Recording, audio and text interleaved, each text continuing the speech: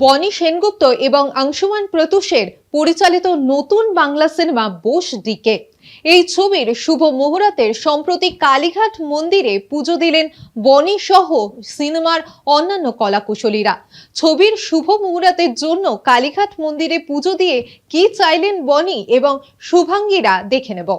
চলতি বছরে ভানুপ্রিয়া ভূতের হোটেল সিনেমায় অভিনয় করতে দেখা যায় বনি সেনগুপ্তকে।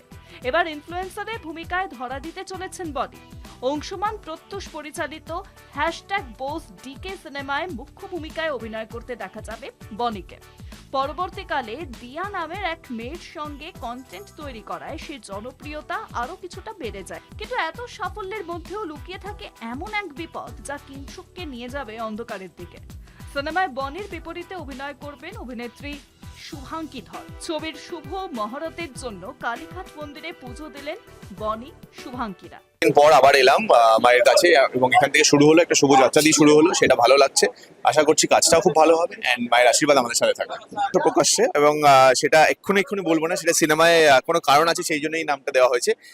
সেটার জন্য সিনেমাটা দেখতে হবে, বাট নিশ্চয়ই কোনো মিনিংফুল ব্যাপার আছে, সেটা আমার এখন এই মুহূর্তে বলতে পারছি না। যেটা আমি বললাম যে প্রচুর কন্টেন্ট দেওয়া এখন তোমাদের বাকি আছে, সেইগুলো দেবো আস্তে আস্তে, আমরা সবকিছু রিভিল করবো। এই ছবির যে স্ক্রিপ্টটা আমার ভীষণ অন্যরকম লেগেছে, কারণ এখন তো আমরা অনেক রকম ছবি দেখি, কিন্তু নতুন জেনারেশনকে তুলে ধরছে এরকম কনসেপ্ট খুব কম আছে বাংলা ছবির ক্ষেত্রে। দেবে হয়তো আমরা দেখছি, অনেক কিছু দেখছি, কিন্তু ছবিতে কিন্তু কনসেপ্টগুলো আমরা দেখতে পাচ্ছি না। তো সেক্ষেত্রে এরকম নতুন জেনারেশনকে, এবং শুধু যে লাভ স্টোরি সেটা কিন্তু নয়, একটা ফ্রেন্ডশিপ, একটা বন্ডিং, সেটাকে তুলে ধরা।